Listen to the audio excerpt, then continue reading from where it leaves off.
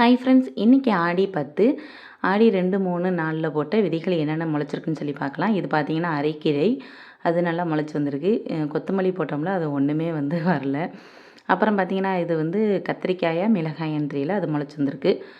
அதுக்கப்புறம் மிளகாய், அதுக்கப்புறம் தக்காளி விதைகள், இதெல்லாம் முளைச்சி வந்திருக்கு. ஆனால் வெண்டிக்காய், அவரைக்காய், பீன்ஸ் இந்த விதைகள்லாம் ஒன்றுமே முளைச்சி வரல. க்ரோ பேக்கில் போட்ட ஒரு சில விதைகள் ஒன்றுமே முளைச்சி வரல, என்னன்னே தெரியலை.